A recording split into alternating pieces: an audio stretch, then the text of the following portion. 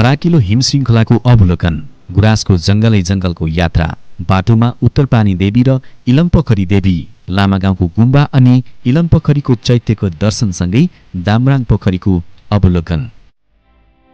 घरको चार पर्खाल अनि मूलढोका र तगारोको परिधिबाट निस्केर प्रकृतिको काखमा क्याम्पिङ गर्दा एउटा अलौकिक अनुभव सँगाल्न पाइन्छ।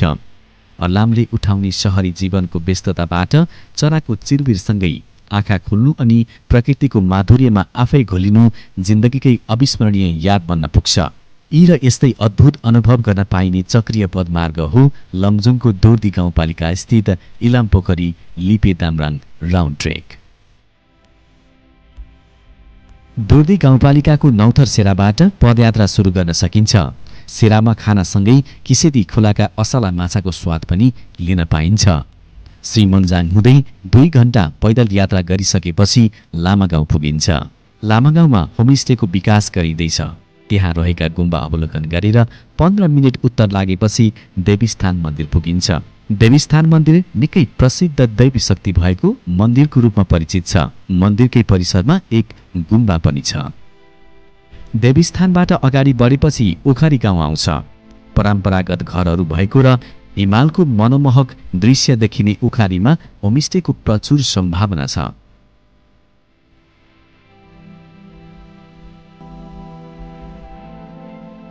ओखरीबाट गौडा हुँदै सेराबाट हिँडेको 6 घण्टामा जोर्ने पुगिन्छ। यात्राको समय कम हुँदा सिधै जोर्नेसम्म जिपमा गएर पनि ट्रेकिङ सुरु गर्न सकिन्छ। जोर्ने भन्दा माथि बस्ती छैनन्, त्यसैले ट्रेकमा चाहिने केही छुटेको भए जोर्नेमा किन्नुपर्छ। जोर्नीबाट उकालो लाग्दै गर्दा माछापुच्छ्रे र अन्नपूर्ण हिमालले हामीलाई निहालिरहेका हुन्छन्। 1 घण्टा हिँडेपछि प्रसिद्ध तीर्थस्थल इलमपोखरी पुगिन्छ।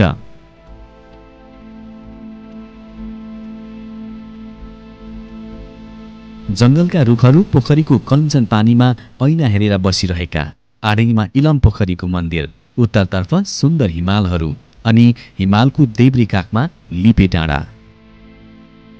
इलमपोखरी यस क्षेत्रको प्रसिद्ध तीर्थस्थल हो। 8 पिर्के रोटेपिङ खेल्दा 7 बहिनी पोखरीमा खसेर मृत्यु भएपछि देवी उत्पन्न भएको किम्वदन्ती रहेकोले इलम देवीलाई 7 कन्या देवी भनेर पनि चिनिन्छ। इलमपोखरी मानव बस्तीको विकासको सुरुवातमा घना बस्ती भएको ठाउँ हो। यहाँ परापूर्व कालमा तामाङ बस्ती रहेको किम्वदन्ती छ। महामारी लागेर त्यहाँको बस्ती छोडिएको स्थानीयहरू बताउँछन्। पोखरी नजिकै बौद्ध स्तूपा पनि रहेको छ। यहाँ हरेक वर्ष चैत्र पूर्णिमामा ठूलो मेला लाग्छ। ठूलो एकादशीमा झाँक्रीहरू आएर पूजापाठ गर्ने र फूलमाला तार्ने गर्दछन्। साउन महिना र औँसीमा भने यहाँ पूजा हुँदैन। पहिलो रात इलमपोखरीमा क्याम्पिङ गर्नु उपयुक्त हुन्छ। दोस्रो दिन लिपे पुग्ने उत्सुकताले यात्रा अझ रोमाञ्चक हुन्छ। उकालो चढ्दै गर्दा यात्राको गति सुस्ताउने र मुटुको गति बढ्ने अवस्थामा त्यहाँका अनुपम दृश्य र शीतल वातावरणले शरीरलाई पुनः ताजगी दिन्छ। इलामपोखरीबाट च्यार्ने अर्थात् लिपेको फेदीसम्म 2 घण्टामा पुगिन्छ। च्यार्नीसम्म तेर्सो बाटो भएकोले यात्रा सहज हुन्छ, तर च्यार्नीबाट लेक पुग्न भने ठाडै उकालो हिँड्नुपर्छ। उचाइसँगै फुल्दै जाने हिमाल र गुराँसको जङ्गलले थकाइ बोलाउने कोसिस गर्दछन्।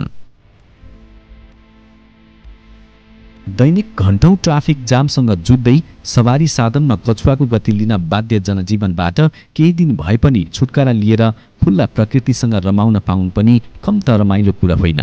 च्यार्नेबाट करिब 3 देखि 4 घण्टामा लिपे लेक पुगिन्छ। डाँडामा पुग्ने लाग्दा बाटोमा भेडीगोठहरू छन्। जाडो लागेपछि भेडा लिएर गोठालाहरू बेसी झर्छन्। क्याम्पिङको सुविधा नहुँदा भेडीगोठमै पनि बस्न सकिन्छ। अझ भनौँ ठुलो पानी वा हिउँ पर्दा भेडीगोठको सहारा अर्थात् सिप सेड सेल्टर राम्रो आधार हुन्छ। यो चाहिँ एकदमै प्रचुर मात्रामा व्यावसायिक सम्भावना बोकेको ट्रियल लाग्यो हामीलाई। भेडाको सेल्टरहरूलाई नै टी हाउसको कन्सेप्टमा लगेर यो अलि नमुना खालको पदमार्ग सिप सेड सेल्टर अझ भनौँ भेडीगोठ स्टेलाई नै प्रवर्धन गर्दै लिपेदेखि ओखण्ड मेमे पोखरी 12 पोखरीको 8 देखि 10 दिने ट्रेकिङ रुट विस्तार गर्ने गाउँपालिकाको योजना छ। जब लिपि लेक पुगिन्छ संसारकै उत्कृष्ट स्थानमा पुगेको अनुभूति हुन्छ। 180 डिग्रीमा देखिने हिमालको अद्भुत दृश्यहरूले सबै थकान बिर्साउँछ।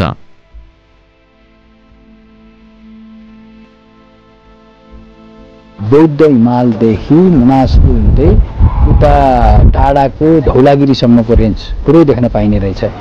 चैत वैशाखको समयमा हिउँको घुम्टोमा लुकेको लिपिसँगको सामिप्य अझ मनमोहक हुन्छ।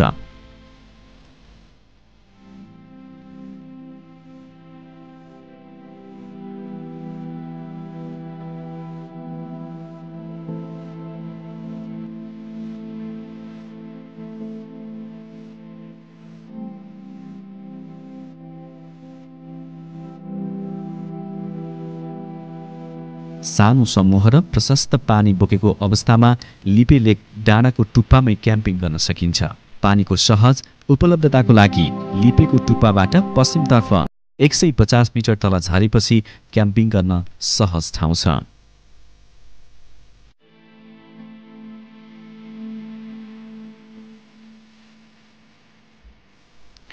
तेस्रो दिनको यात्रामा अब दामराङतर्फ ओह्रालो झर्नुपर्नेछ। गुराँसको जङ्गलै जङ्गल हिमाल हेर्दै झर्नु कम त रमाइलो हुँदैन।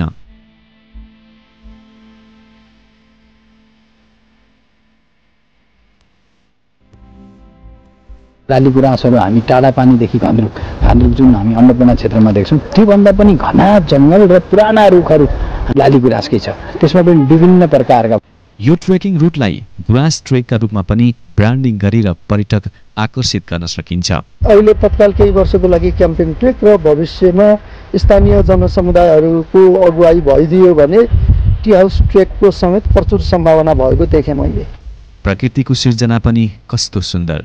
हिमालको चिसोमा रुखलाई जोगाउन झ्याउ उम्रिएर रुखलाई बेरेका छन्। त्यही झ्याउमा सुनघापा मुस्कुराएको छ।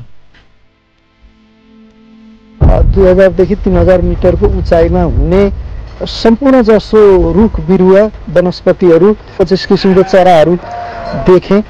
बाटोमा भेडी खर्कहरू प्रशस्तै भेटिन्छन्। दामराङ पुग्ने बेलामा निगुरो घारी प्रशस्तै छ।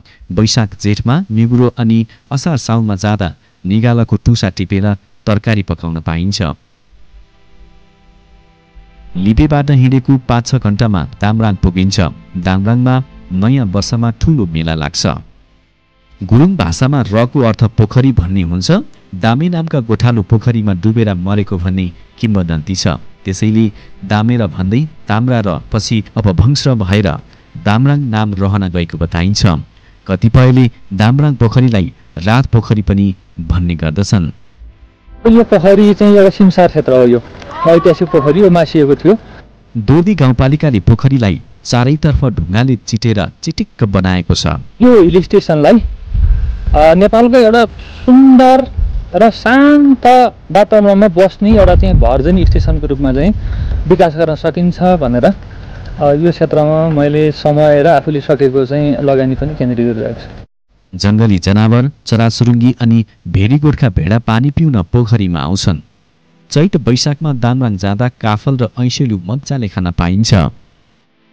दामराङ पोखरीबाट उत्तरतर्फ 10 मिनेट हिँडेपछि साततले गुफा पुगिन्छ। करिब 80 मिटर लामो गुफाको अर्कोतर्फ निस्कन मिल्छ। यो गुफालाई चाहिँ साततले गुफाको रूपमा चाहिँ भनिएको छ। पहिलेदेखि नै 7वटा स्टेप 7वटा तला जस्तो देखिन्छ।